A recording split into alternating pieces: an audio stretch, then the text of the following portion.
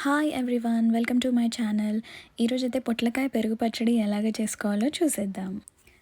నేనైతే మా ఇంట్లో పెరిగిన పొట్లకాయలతో చేస్తున్నాను.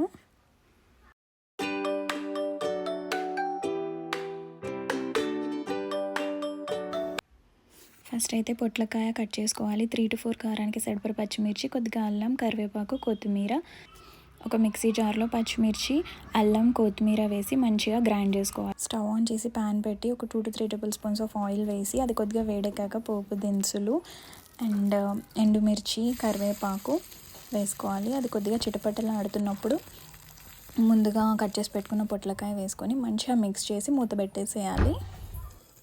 ఒక 5 minutes తర్వాత మూత తీసి మళ్ళీ మంచిగా మిక్స్ చేసుకోవాలి. మగ్గిందా లేదా అని ఒకసారి చూసుకొని కొంచెం సాల్ట్ అండ్ పసుపు వేసి మళ్ళీ ఒకసారి మంచిగా మిక్స్ చేసేసుకొని ముందుగా గ్రైండ్ చేసి పెట్టుకున్న పచ్చిమిర్చి, అల్లం, కొత్తిమీర పేస్ట్ వేసి మంచిగా మిక్స్ చేసుకొని మళ్ళీ ఒక 2 minutes మగ్గనిద్దాము.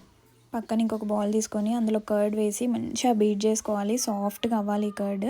అంతదాకా మంచిగా బీట్ చేసేసుకొని కర్డ్ కన్సిస్టెన్సీ సెట్ అయ్యేలా కొద్దిగా వాటర్ వేసుకొని మిక్స్ చేసుకొని ఈ పొట్లకాయ పోపు ఏదైతే ఉందో అది మొత్తం వేసుకొని అలాగే అందులో ఒక గుప్పెడు ఒక 1 ఆనియన్ మొత్తం చిన్న చిన్న పీసెస్ కట్ చేసుకొని కొద్దిగా కొత్తిమీర వేసుకొని మంచిగా మిక్స్ చేసేసుకోవాలి. అంతే, సింపుల్, క్విక్ అండ్ ఈజీగా అండ్ టేస్టీగా ఉండే పొట్లకాయ పెరుగు పచ్చడి రెడీ. నా వీడియో కనుక మీకు నచ్చినట్టయితే లైక్, సబ్స్క్రైబ్, షేర్ చేయండి.